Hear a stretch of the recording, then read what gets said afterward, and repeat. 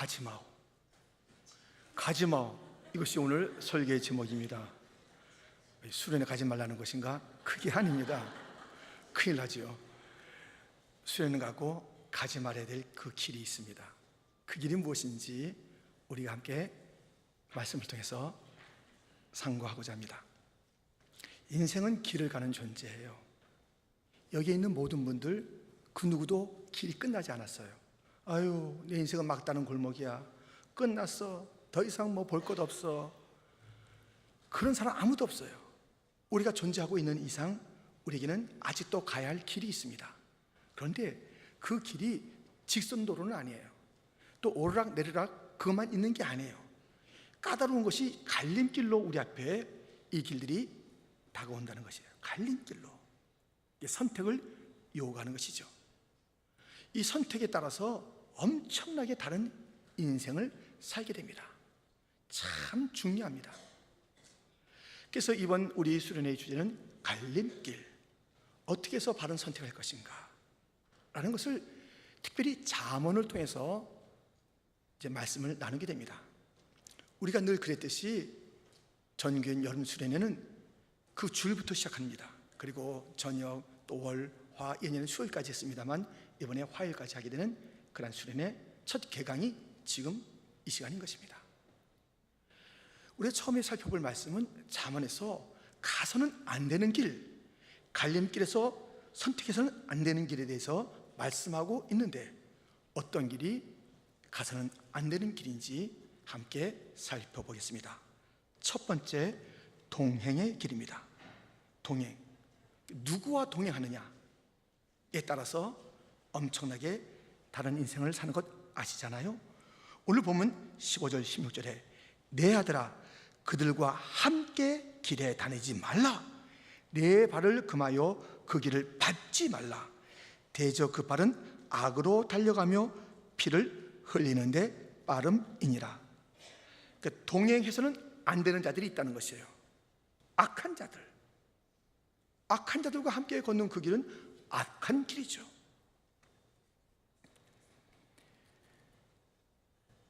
그 며칠 전에 이제 한국에서 있었던 이야기입니다. 그 이야기는 5년 전에 벌어진 사건입니다. 22명의 고등학교 그 친구들이 22명이요. 2명의 여학생에게 못된 짓을 했어요. 그리고 그 사건이 다 잊혀진 줄 알았죠. 그런데 한 경찰관이 끝끝내 그 사건을 추적해서 밝혀낸 것이에요.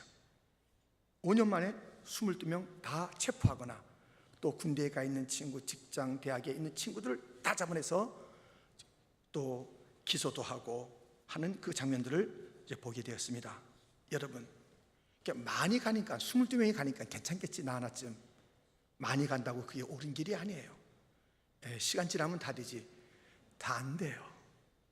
아무리 많이 간 그 길이든 시간이 오래됐든 주님께서는 그 걸음을 찾아내는 거예요. 책임을 묻는 거예요. 우리의 선택에 대해서 주님은 다가오셔서 왜 선택했는지, 어떤 일이 있었는지를 낱낱이 드러내게 하시는 것입니다. 누구하고 같이 가는가? 집으로 가는 길이라는 그 영화로도 만들어진 실화가 있습니다. 지금부터 한 12년 전에 있었던 이야기입니다. 주부가 있어요. 남편도 있지요. 딸아이가 있어요. 3살. 근데 그 가정이 어려워요. 그런데 놀랍게도 남편의 친구가 다가와서 돈을 좀 주겠다는 거예요. 근데 간단한 심부름 하나 하면, 무슨 심부름이냐면요, 자기가 저 남미에서 그 돌을 캐는 그 사업을 하는데 그 돌을 좀 프랑스까지 날라다 줄 사람이 필요하대요. 간단하잖아요. 비행기도 타고 프랑스 구경도 하고 400만 원 벌기도 하고. 그래서 그 일을 하게 됐어요. 그래서 프랑스 공항에 딱 내려서 검사받는데 잠깐 들어오라는 거예요. 들어가서 그 가방을 열고 수색하는데 자기가 가져온 것이 돌인 줄 알았는데 그 안에 코카인, 마약이 있어요. 그래서 그 여인은 프랑스 말 한마디도 못하는데 잡혀 들어가서 몇 년 동안 먼 섬에 가서 같이 있게 됩니다.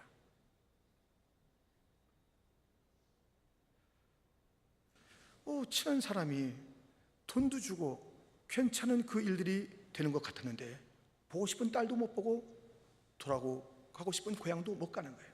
수년 동안. 우리 옆에는요, 우리에게 죄의 짐을 이렇게 갖다 주는 사람들이 많아요. 그 사람하고 길을 걸으면 망하는 그 길이 있다니까요. 잘 살펴야 돼요. 죄짐 맡은 우리 구주, 어찌 좋은 친구인지. 그냥 친구 사귀려면 죄짐 맡아주고 문제를 맡아주고 영원히 같이 동행해주고 영원한 나라에서 같이 살 그분과 동행하는 자들이 되기를 주님의 이름으로 축원드립니다. 잠시 잠깐 있어서 내게 그 괴로움을 주는 그 사람과 동행하지 마세요. 그냥 매일 만나도 말이죠, 불평하는 자들 왜 친구 삼냐고요. 이야기할 때마다 소망이 없어요. 만나고 나면 이러면 머쓱해. 그냥 한 얘기들이 좀 부끄러워요. 그런 자리 왜 자꾸만 가냐고요. 돌아오세요. 가지 마세요. 이번 수련회 예수님과 좀 관계를 좀 회복하세요. 너무 멀리 있는 거 아니에요? 예수님과 좀 멀어진 거 아니에요? 1월 첫 주부터 내가 좀 이번 한 해는 예수님과 가까이 하겠다고 이렇게 한 것 아니에요? 근데 세월이 지나면서 6개월 지났는데 점점 멀어져서 멀리 쫓아가는 건요, 그럼 배반의 길이에요. 베드로가 예수님 쫓아가긴 쫓아갔잖아요. 어떻게? 멀찍이 쫓아갔어요.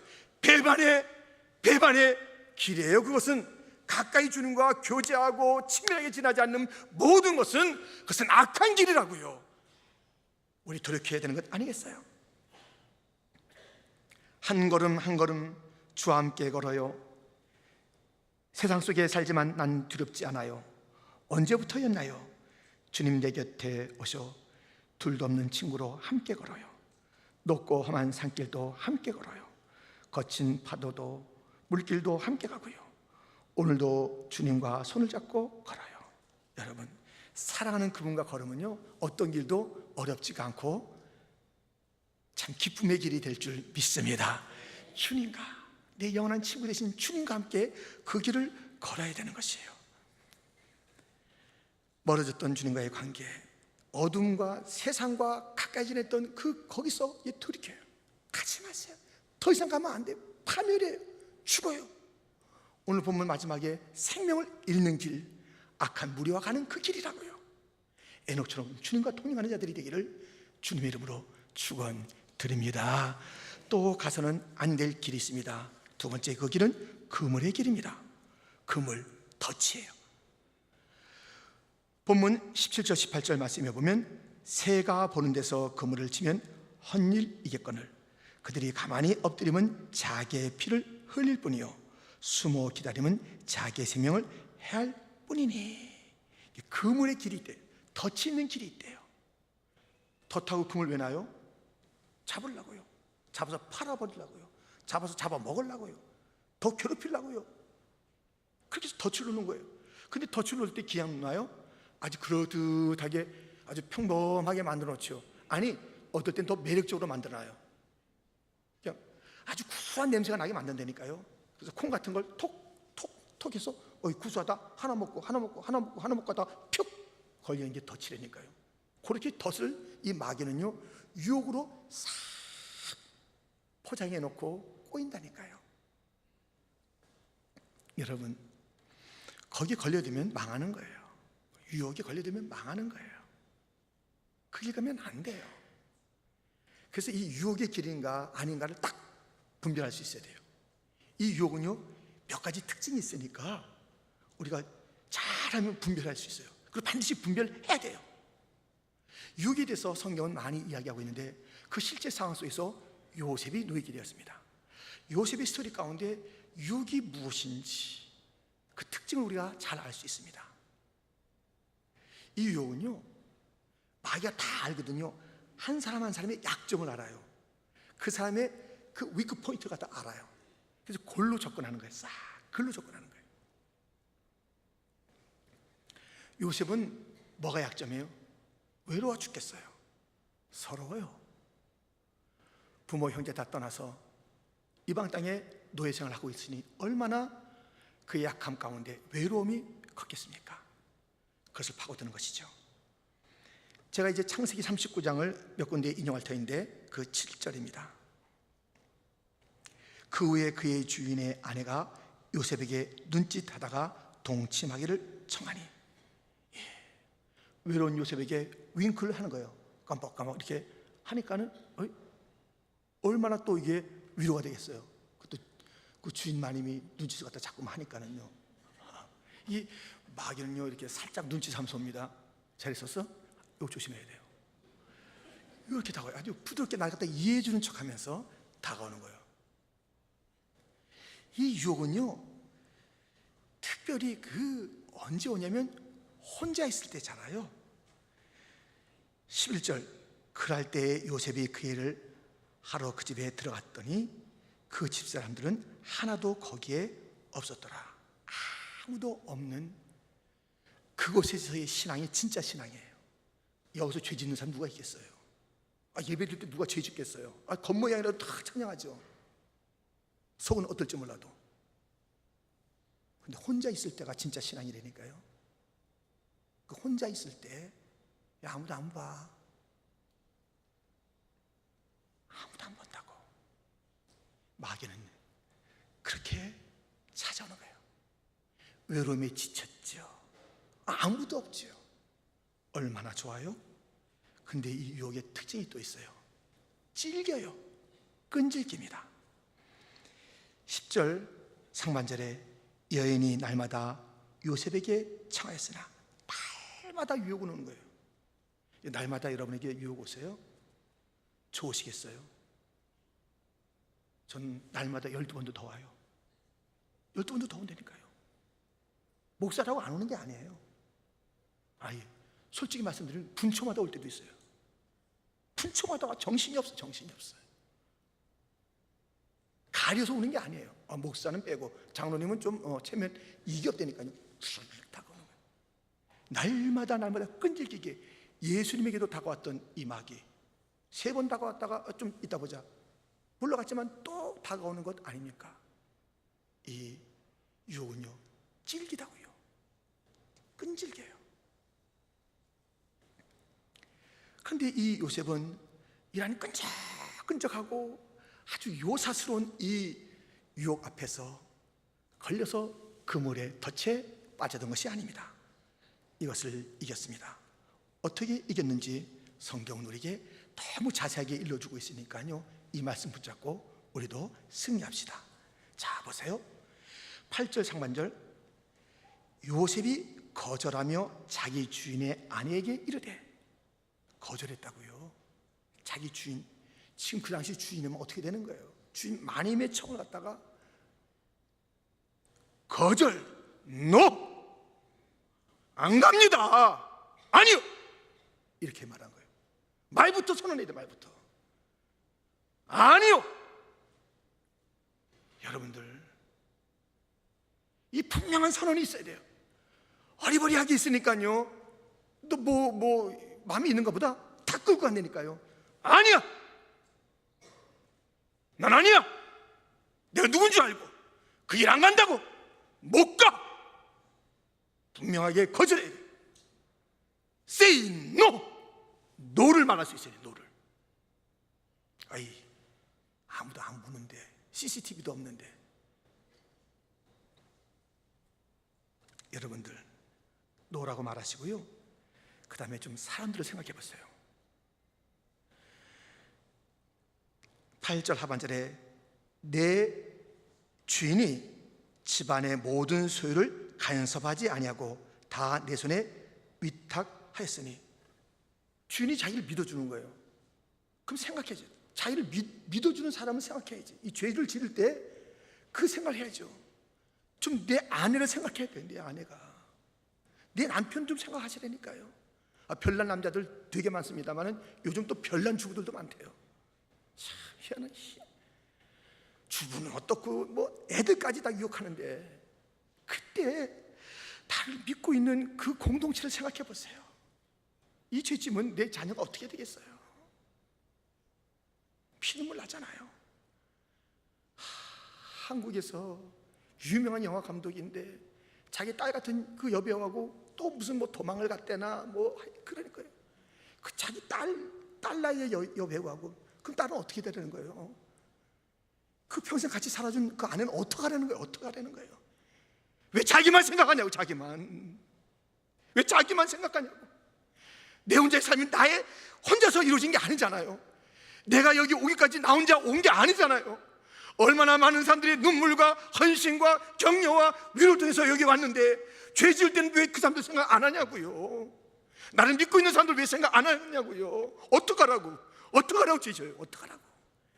그 나를 기대하고 믿어주고 있는 사람들을 생각해 보세요. 이거 드러나거든요. 죄는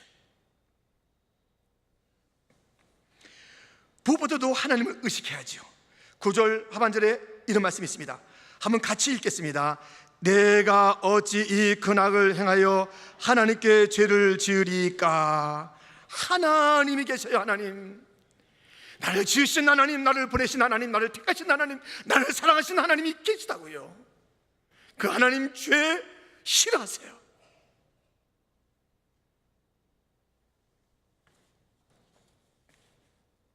또 하나의 방법이 있으니 도망하는 것입니다. 12절 하반절에 그러나 요셉이 자기의 옷을 그 여인의 손에 버려두고 밖으로 나가매. 이러한 선택을 요셉이 했는데요, 어려움이 왔습니다. 여러분, 선택할 때 어려움이 오더라도 바르게 선택하셔야 돼요. 어려움이 왔죠. 모함당하고 오해당하고 감옥에 들어가는 어려움이 있었습니다. 그런데 이 요셉은 선택할 때 순간의 관점에서 보지 않고 영혼의 관점에서 보는 거예요. 큰 그림 속에서 이 선택을 보는 거예요. 이 나의 선택. 그랬더니 그의 선택은 잠시 그에게 어려움을 가져왔으나 그 선택 때문에 자기도 살고 총리도 되고 식구들도 살고 그 땅도 살고 다 살아요. 다 살아. 여러분, 나의 선택은요 큰 무게를 지니고 있어요. 모두가 다 그래요. 나 혼자에게만 영향 끼치는 그 선택은 없어요. 무엇을 선택하든지 함께 다 막 어렵게 만들든가 함께 놀라운 축복에 이르게 하든가. 잠시 나의 선택이 나에게 손해나 힘겨움을 주는 것 같아도, 나의 이 선택이 나에게 쾌락을 주는 것 같아도 그것이 어려움을 주기도 하고, 어려운 선택한 것 같지만 축복이 되기도 하고. 보세요, 신명기 30장 19절 하반절 함께 읽겠습니다. 함께 시작.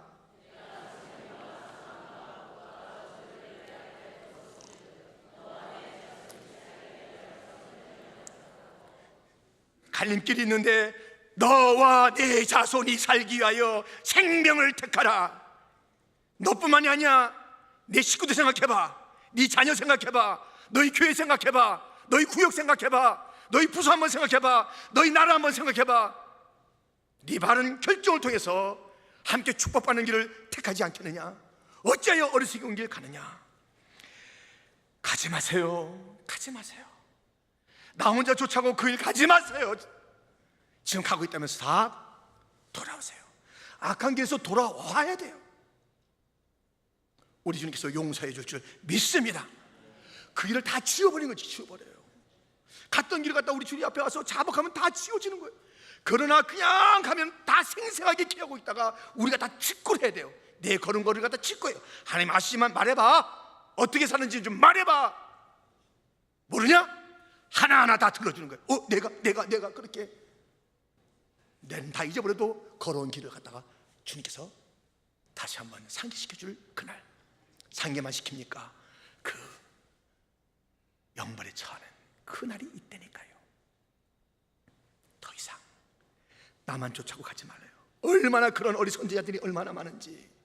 그 선택 때문에 지금 자녀가 땅을 치고 있고 아내가 눈물을 흘리고 있고 그 공동체가 힘겨워하고 있는 것을 갖다 모른다는 듯이 그 길은 가면 안 돼요. 유혹의 길, 덫에 걸리는 그 길, 그물에 걸려드는 그 길 버리시고요, 축복의 길을 선택하는 자가 되기를 축원합니다. 여러분, 우린 악한 자와 동행하는 그 길을 가서는 안 되고요, 유혹의 그 길을 가서도 안 됩니다. 세 번째, 가서는 안 되는 길이 탐욕의 길입니다. 탐욕으로 걷는 길은 죽음의 길이라고 오늘 본문이 일러주고 있지 않습니까? 19절 말씀에 보면 이익을 탐하는 모든 자의 길은 다 이러하여 자기의 생명을 잃게 하느니라. 욕심, 탐욕의 것은 죽음이라고 시장에도 이렇게 일러주고 있습니다. 야고보서 1장 14절 15절 말씀입니다. 우리 한번 같이 읽겠습니다. 오직 각 사람이 시험을 받는 것은 자기 욕심에 끌려 미혹됨이니 욕심이 잉태한 즉 죄를 낳고 죄가 장성한 즉 사망을 낳느니라. 이 탐욕이 뭐예요? 탐욕은 이 내면에 있어요. 내면. 그래서 잘 안 보여요. 딴 사람들이 잘 못 봐요. 근데 자기도 잘 어떨 때는 그냥 잘 의식 못하고 지나는 거예요. 이 탐욕이 내 안에 있거든요. 내면에 있어요. 근데 이 특징이 뭐냐면 더 갖고 싶은 거예요. 이 만족이 없어요. 만족이. 이 탐욕이요. 저 친구가 없으면 내가 그 자리만 가면 될 텐데, 그 미워하는 거예요. 그 자리 가봐요. 행복이 있는가? 저 집만 얻으면, 저 차만 사면, 저렇게 포지션에 내가 올라가기만 하면, 그래서 막 그렇게 욕심을 부려요. 그럼 거기에 만족이 있어요? 절대 없는 것이에요. 그럼에도 불구하고 탐욕은 멈추지 않습니다. 이렇게 어이없는 사람이 있어요. 근데 이 어이없는 사람이 그 사람뿐이 아니에요. 우리 모두의 이야기예요. 누구냐면 이스라엘 왕 아합이에요. 왕이라니까요. 아합. 근데 왕이니까요, 자손 만대가 먹고 살 것이 다 있고요, 자기 당대는 얼마나 편하고 좋고 뭐 마음껏 먹고 마음껏 입고 그러는 왕이라고요. 이 아합 왕은 좀 센 왕이었어요. 독재력이. 그런데 이 아합 왕이요, 만족이 안 되는 거예요. 그래가지고 저 나봇의 포도는 꼭 괜찮는데, 나 저거 갖고 싶은데, 자꾸 그러는 거예요. 이 간신 무리들이 가만히 있어요. 그거 가질 수 있는 방법이 있습니다. 그래가지고 깡패들 갖다 동원해가지고 그 나봇을 죽이고 포도를 빼앗아요. 자기 것이 철철 넘치는데도, 아니 가난한 자가 그것을 부러워하거나 갖고 싶다면 이해가 되잖아요. 철철 넘치는데도 그래서 키웠고 나봇을 죽여버렸어요. 그런데 어떤 말씀이 있는지를 똑똑히 보세요. 열왕기상 21장 16절부터 보면, 아합은 나봇이 죽었다 함을 듣고 곧 일어나 이스라엘 사람 나봇의 포도를 차지하러 그리로 내려갔더라. 여호와의 말씀이 디셉 사람 엘리야에게 임하여 이르시되, 너는 일어나 내려가서 사마리아에 있는 이스라엘의 아합을 만나라. 그가 나봇의 포도원을 차지하러 그리로 내려갔나니 너는 그에게 말하여 이르기를, 여호와의 말씀이 내가 쥐고 또 빼앗았느냐 하셨다 하고, 또 그에게 이르기를, 여호와의 말씀이 개들이 나봇의 피를 핥는 곳에서 개들이 내 피 곧 내 몸의 피도 핥으리라 하였다 하라. 하나님은요, 가난한 자를 갖다 긍휼히 여기세요. 이 부자들이 탐욕을 부리면서 그 가난한 자까지 뺏으려는 그것을 참아 못 보시는 거예요. 죽여버린다고 해라. 탐욕의 것은 죽음이라니까요.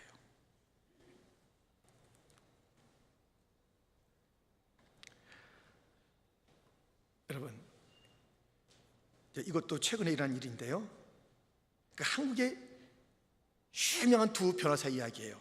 하나는 여자 변호사 이야기고 하나는 남자 변호사예요. 이 여자 변호사는요, 부장판사 출신. 그 부장판사도 보통 부장판사가 아니에요. 하도 인기 절정의 그러한 그 부장판사가 1년여 전에 변호사를 개업했고, 또 한 사람, 이 남자는 스타 검사예요. 그러니까 굵직굵직한 이 한국사의 그 굵직굵직한 것을 다 기소했던 그런 검사입니다. 이 사람도 5년 전에 나와서 변호사 일을 했어요. 그래서 이 여자는 5월 달에 감옥에 갔고, 이 남자는 6월 달에 감옥 갔어요. 왜 간 줄 아세요? 욕심을 부린 거예요. 싹쓸이 수임. 지금 가난한 변호사들은요, 1년여 뚫려가도 한두 건도 못 받아요. 그것도 뭐 몇십만 원, 뭐 이것도 안 되는데요, 자기들이 막 몇십억에 다 받아요. 다 한 거예요. 그래가지고 100억 받고 한 사건을 맞지 않나. 이 사람 알고 보니까 딴 사람들 잘못됐다고 다 기소했던 그 사람 알고 보니까 오피스텔이 100채예요. 다 찾을 수가 없대요. 왜 그래요? 탐욕이 있어요. 탐욕이 있으니까요, 이게 모든 사람이 있는 이 탐욕이라니까요. 그들만 탓하지 마세요. 이 탐욕은요, 그 적당한 자리만 되기만 만들어지기만 다 그렇게 되는 거예요. 탐욕을 처리해야 돼요. 갈림길이 있어요. 그 내면으로 가는 그 길과 외부로 가는 그 길이 있어요. 이 내면으로 먼저 가야 돼요. 이 내면은 탐욕의 자리이기 때문에 이것을 다 정리하고 감사로 바꾸고 자족하는 그 마음으로 먼저 다듬지 않으면 밖에 것 가지면 그때마다 화가 되는 거예요. 근데 사람들이 내면으로 가지 않으려고 그래요. 자기 내면 가서 이것을 다루려고 하지 않아요. 그냥 밖으로 뛰는 거예요. 더 가지고 더 먹고 더 취하고 이 외적으로 가는 그 길을 갖다가 선택해서 가니까는 다 불행에 빠지는 거예요. 아니 자격이 없는데 거기다 아무리 심어놔 봐요, 이게 허물어지지. 기초가 안 되는데 거기다 건물 쌓아봐요, 허물어지지. 탐욕이 있는데 거기다 뭐 해봐요, 그 인생이 허물어지죠. 하나님께서 그냥 안 둔다니까요. 죽여버린다니까요. 하나님께서 그냥 가만 안 두잖아요. 이 엄중한 말씀이 있는데 어떻게 그렇게 살아가냐고요. 탐욕을 버려야 하는 거예요. 탐욕. 가룟 유다는 탐욕 때문에 스승도 팔아버리고 예수님 팔아버리고 은산식 갖고 있다가 그냥 어이없는 그런 그 인생을 살다가 죽어버리게 되고요. 게하시란 친구는요, 누군지 아시죠? 엘리사의 종 게하시요. 나만 장군이 엄청난 그 보화를 가지고 와서 이제 그 여러 가지 상황 속에서 이제 고침을 받고 가는 거예요. 이 엘리사의 말대로 해서 고침받고 가는 거예요. 근데 살해를 하려도 살해는 안 맞는 거예요. 그런데 이제 머리가 팍팍 돌아가는 이 게하시가 이거 아닌데 이게 얼마나 일인데, 아니 그리고 지금 저 많은 걸 갖고 왔잖아, 그거 가져가기도 힘든데 가서 좀 수고를 덜어드려야지 하면서 가서 그걸 내놓으라는 거예요. 주인이 갖고 오랬다는 거예요. 그걸 취하에 갔다가 어떻게 되는 거예요? 그 엘리사를 갖다 속이려고 그래요. 너 뭐 한 거냐? 하나님의 사람 속이려고 그래요. 하나님 또 못 속이잖아요. 그래서 나만의 문둥병이 게하시에게 옮겨갔어요. 그러니까 반드시 처리할 것은 네 탐욕이에요. 여호와는 나의 목자시니 내게 부족함이 없으리로다. 우리 강영 집사님과는 견줄 수 없는 그거지만 오늘 솔로 멋있었잖아요. 너무 멋있어요. 근데 이 내용은요 분명한 거예요. 여호와를 나의 목자로 삼는 만족함이 있기를 축원합니다. 세상 보고 세상 것에 만족을 두려고 밖으로 달려가는 갈림길에서 잘못 선택하지 마세요. 글로 달려가면 안 돼요. 안 돼. 내면으로 가서 주님, 저는 주님 때문에 만족이 있어요. 그 상황이 어떻든지 그러면 기쁨이 있는 거예요. 감사가 있는 거예요. 평화가 있는 거예요. 그 길로 가야지. 왜 밖으로 쫓아다니면서 그 힘겨운 삶을 사냐고요. 주님 한 분으로 만족하는 내면의 길을 선택하는 자가 되기를 주님의 이름으로 축원드립니다. 가지 말아야 될 길이 있습니다. 악한 자와 동행하는 그 길입니다. 죄의 짐을 갖다 더 덮여준다니까요. 죄의 짐을 가져갈 예수와 더불어 가기를, 에녹 같은 그 길을 가기를, 이번 수련회가 다시 한번 예수님과의 관계가 뜨겁게 먼저 회복되기만 하면 다른 것은 다 풀어질 줄 믿습니다. 다 열려지게 될 줄 믿습니다. 주님과 함께하면. 그리고 유혹이 있는 그 그물의 길 가지 마세요. 덫이 있는 그 길 가지 마세요. 축복의 길 가세요. 나 혼자 즐기겠다고 그 길 가고 깨어나는 순간부터 고통이 되고 뭐하는 자가 탄식하는 그 길 가지 마시고, 그 길 가서 내가 잠시 어려움을 겪는 것 같아도 모두 함께 승리하는 그 길, 바른 길 걸어가는 자가 되기를 주님의 이름으로 축원드립니다. 외면을 쫓지 마세요. 내면을 향해서 가세요. 가서 다루세요. 주의 말씀으로 다루고 성령으로 다 고치세요. 주님이 전부입니다. 주님이 욕심을 없애 주시옵소서. 주님, 날마다 다가오는 유혹 속에서 제가 흔들리지 않도록, 날마다 주님 한 분으로 만족할 수 있도록 날마다 주는 자가 되게 하여 주옵소서. 내면을 먼저 다루어서 그 밖에 어떤 것이 있든지 없든지 항상 편하고 항상 감사하고 항상 찬송하고 기뻐하는 자가 되기를 주님의 이름으로 축원드립니다. 기도하겠습니다.